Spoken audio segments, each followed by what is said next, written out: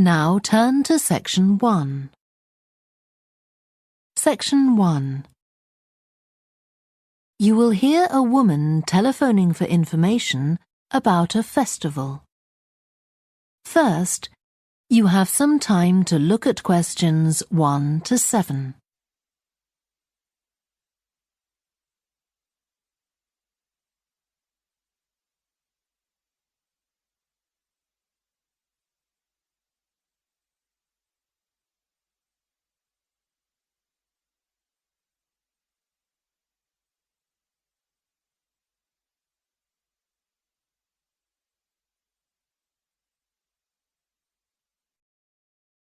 Now we shall begin.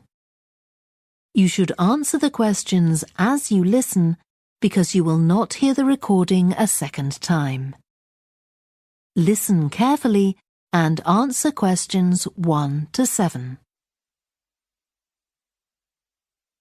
Good morning, Stretton Festival box office. How can I help you?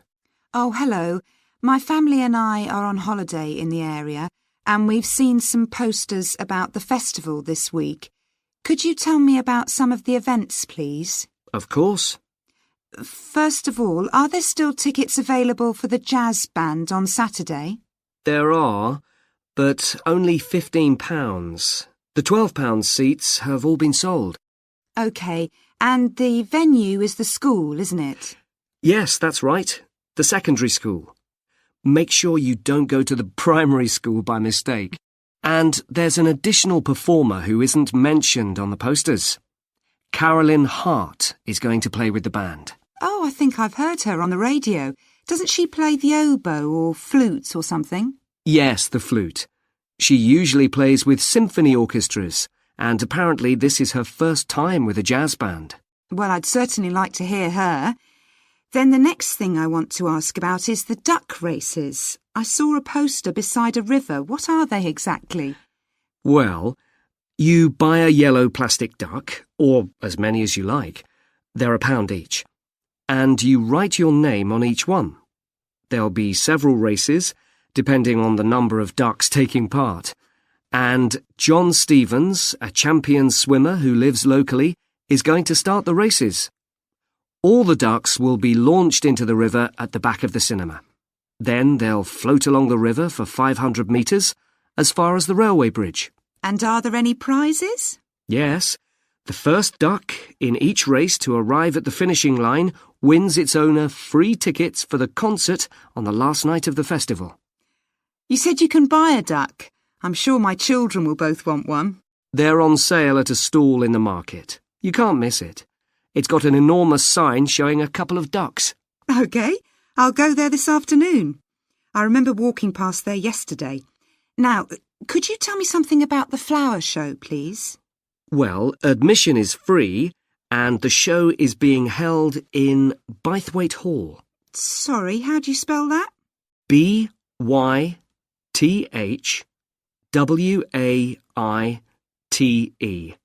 Bythwaite. Is it easy to find? I'm not very familiar with the town yet. Oh, you won't have any problem. It's right in the centre of Stretton. It's the only old building in the town, so it's easy to recognise. I know it. I presume it's open all day. Yes, but if you'd like to see the prizes being awarded for the best flowers, you'll need to be there at 5 o'clock. The prizes are being given by a famous actor, Kevin Shapless. He lives nearby and gets involved in a lot of community events. Gosh, I've seen him on TV. I'll definitely go to the prize giving. Right. Before you hear the rest of the conversation, you have some time to look at questions 8 to 10.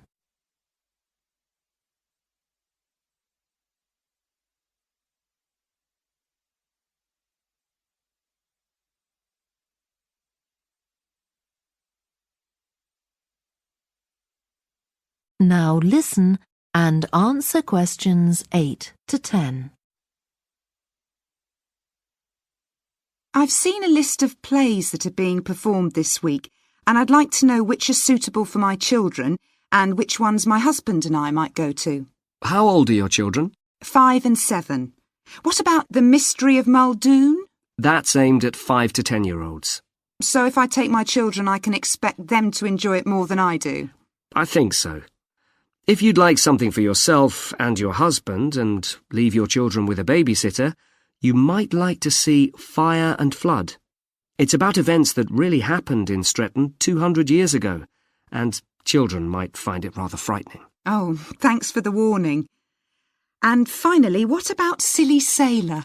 That's a comedy, and it's for young and old. In fact, it won an award in the Stretton Drama Festival a couple of months ago. OK. Well, goodbye and thanks for all the information. I'm looking forward to the festival. Goodbye.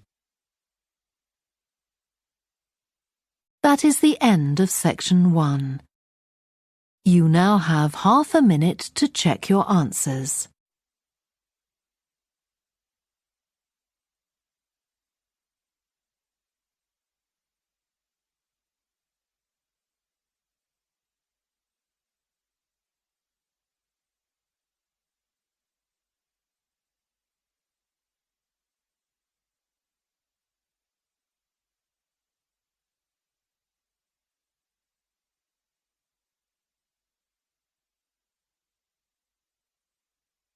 Now turn to section 2.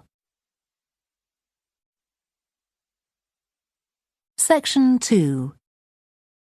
You will hear a guide at an art museum talking to a group of visitors. First, you have some time to look at questions 11 to 16.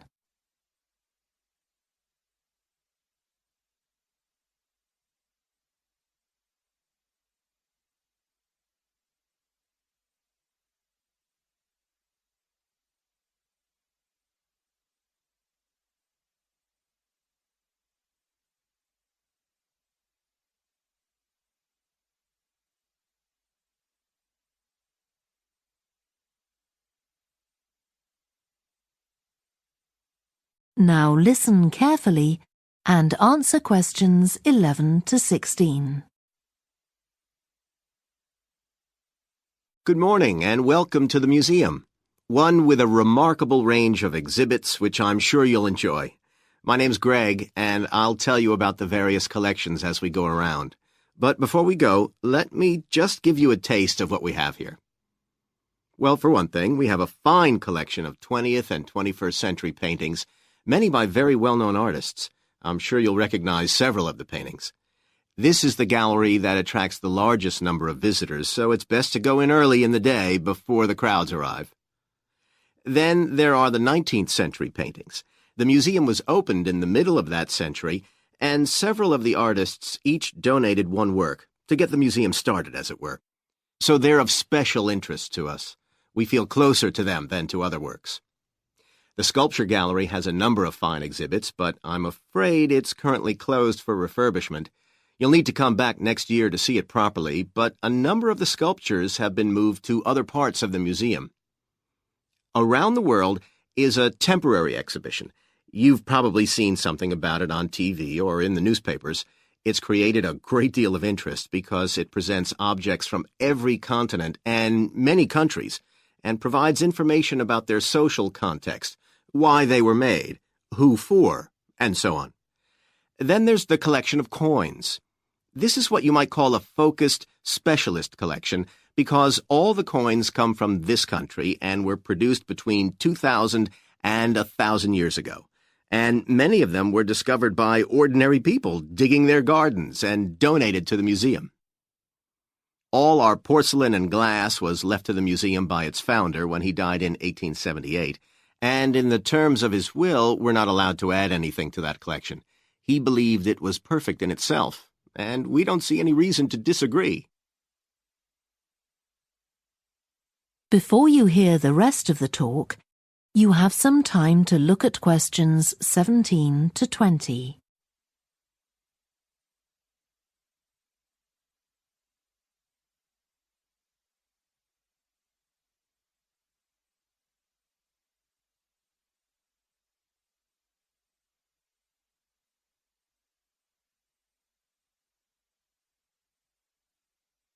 Now listen and answer questions 17 to 20. Okay, that was something about the collections, and now here's some more practical information, in case you need it. Most of the museum facilities are downstairs in the basement, so you go down the stairs here. When you reach the bottom of the stairs, you'll find yourself in a sitting area with comfortable chairs and sofas where you can have a rest before continuing your exploration of the museum. We have a very good restaurant which serves excellent food all day in a relaxing atmosphere. To reach it, when you get to the bottom of the stairs, go straight ahead to the far side of the sitting area, then turn right into the corridor. You'll see the door of the restaurant facing you. If you just want a snack or if you'd like to eat somewhere with facilities for children, we also have a cafe. When you reach the bottom of the stairs, you'll need to go straight ahead, turn right into the corridor, and the cafe is immediately on the right. And talking about children, there are baby-changing facilities downstairs. Cross the sitting area, continue straight ahead along the corridor on the left, and you and your baby will find the facilities on the left-hand side.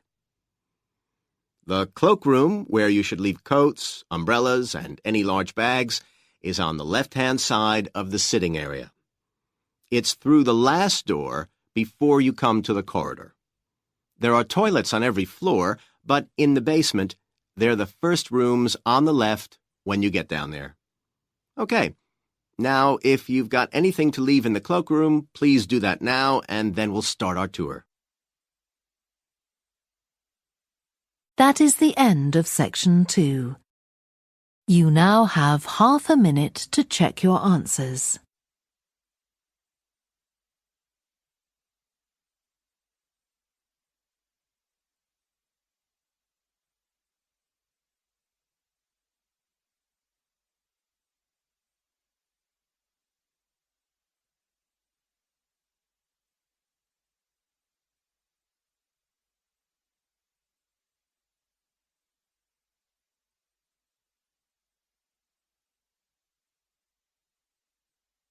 Now turn to section 3. Section 3. You will hear a student called Joanna talking to her new supervisor about some research she has done on psychology and music. First, you have some time to look at questions 21 to 26.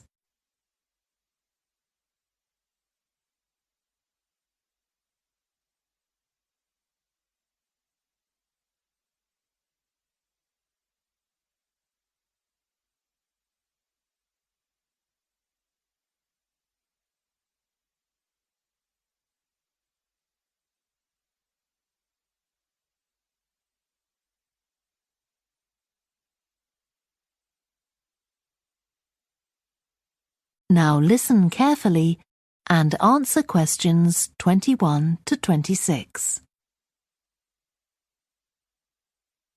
Hi, Joanna. Good to meet you.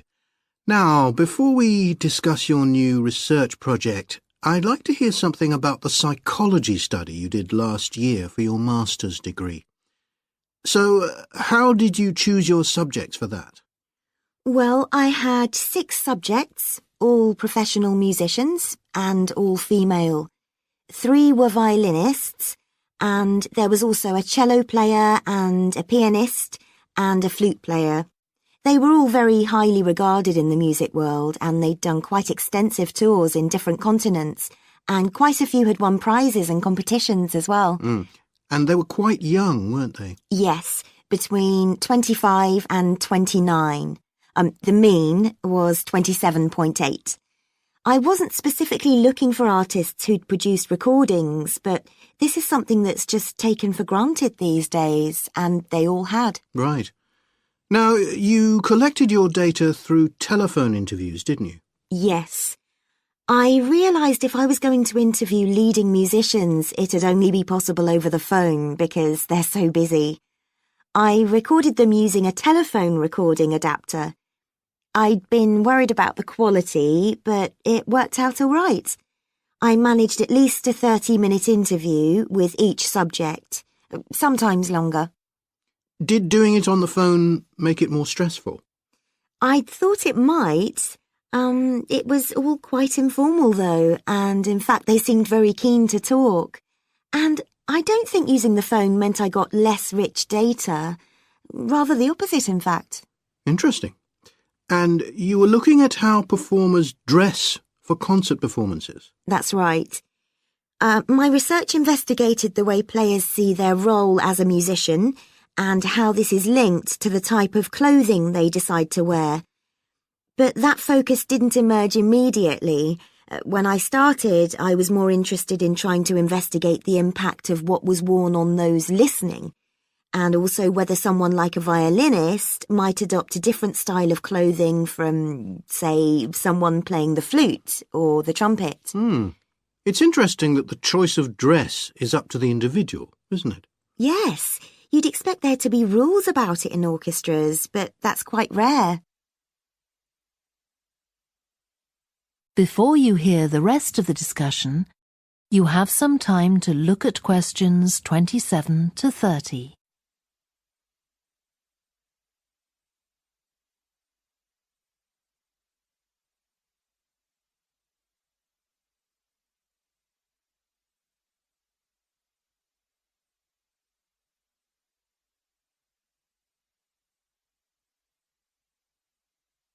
Now listen and answer questions 27 to 30. You only had women performers in your study. Was that because male musicians are less worried about fashion? I think a lot of the men are very much influenced by fashion, but in social terms, the choices they have are more limited. They'd really upset audiences if they strayed away from quite narrow boundaries. Now, popular music has quite different expectations. Did you read Mike Frost's article about the dress of women performers in popular music? No. Well, he points out that a lot of female singers and musicians in popular music tend to dress down in performances and wear less feminine clothes, like jeans instead of skirts. And he suggests this is because otherwise they'd just be discounted as trivial. But you could argue they're just wearing what's practical. I mean, a pop music concert is usually a pretty energetic affair. Yes, he doesn't make that point, but I think you're probably right. I was interested by the effect of the audience at a musical performance when it came to the choice of dress. The subjects I interviewed felt this was really important. It's all to do with what we understand by performance as a public event. They believed the audience had certain expectations, and it was up to them as performers to fulfill these expectations, to show a kind of esteem. They weren't afraid of looking as if they'd made an effort to look good. I think in the past, the audience would have had those expectations of one another too, but that's not really the case now. Not in the UK, anyway. No. And I also got interested in what sports scientists are doing too, with regard to clothing. Musicians are quite vulnerable physically, aren't they? Because the movements they carry out are very intensive and repetitive. So I'd imagine some features of sports clothing could safeguard the players from the potentially dangerous effects of this sort of thing. Yes, but musicians don't really consider it. They avoid clothing that obviously restricts their movements, but that's as far as they go. Anyway, coming back to your own research, do you have any idea where you're going from here? I was thinking of doing a study using an audience, including... That is the end of section 3. You now have half a minute to check your answers.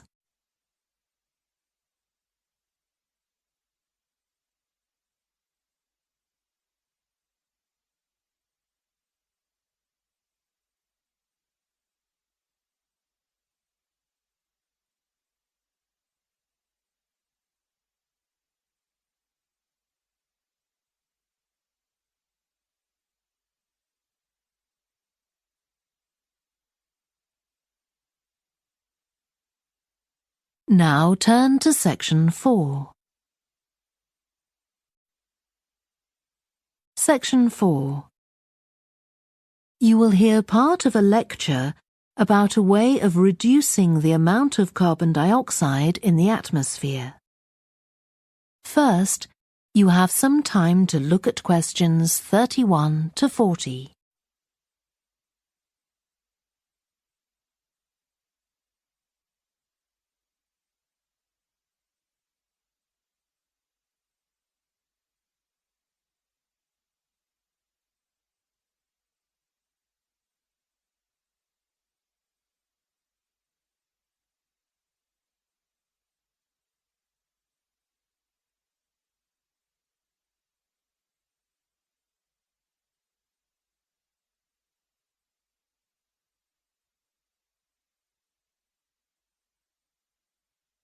Now listen carefully and answer questions 31 to 40.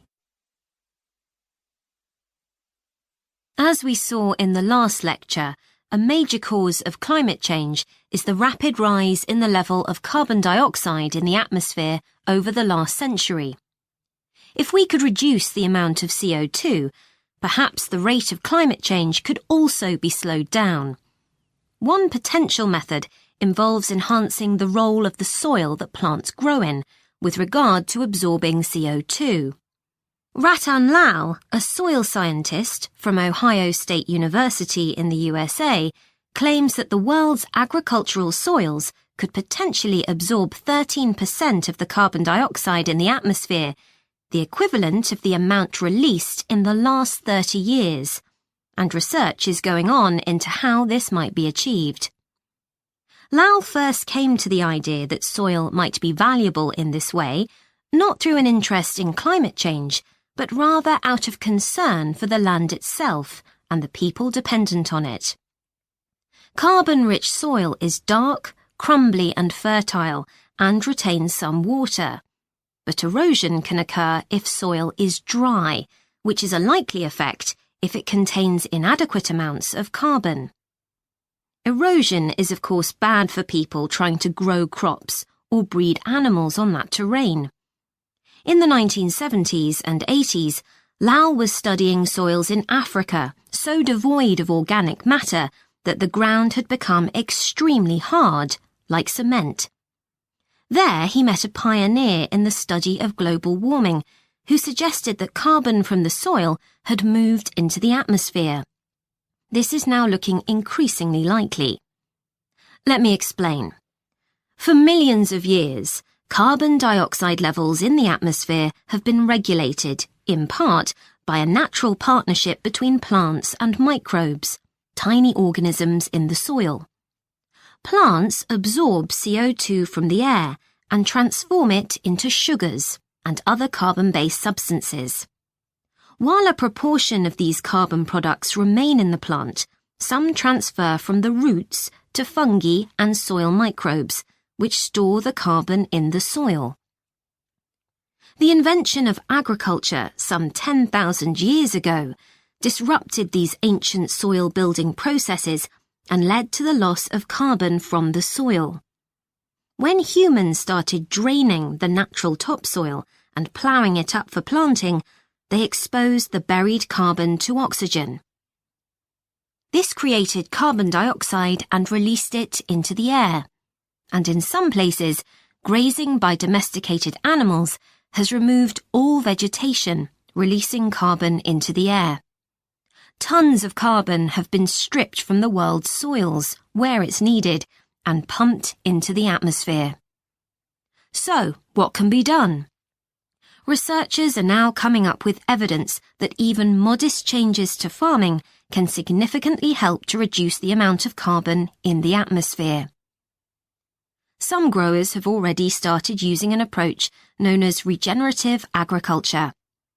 This aims to boost the fertility of soil and keep it moist through established practices. These include keeping fields planted all year round and increasing the variety of plants being grown.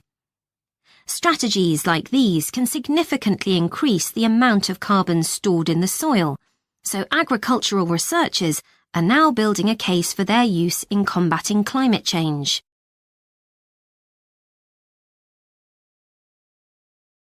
One American investigation into the potential for storing CO2 on agricultural lands is taking place in California. Soil scientist Wendy Silver of the University of California, Berkeley, is conducting a first-of-its-kind study on a large cattle farm in the state. She and her students are testing the effects on carbon storage of the compost that is created from waste, both agricultural, including manure and corn stalks, and waste produced in gardens, such as leaves, branches, and lawn trimmings. In Australia, soil ecologist Christine Jones is testing another promising soil enrichment strategy. Jones and 12 farmers are working to build up soil carbon by cultivating grasses that stay green all year round. Like composting, the approach has already been proved experimentally. Jones now hopes to show that it can be applied on working farms and that the resulting carbon capture can be accurately measured. It's hoped in the future that projects such as these will demonstrate the role that farmers and other land managers can play in reducing the harmful effects of greenhouse gases.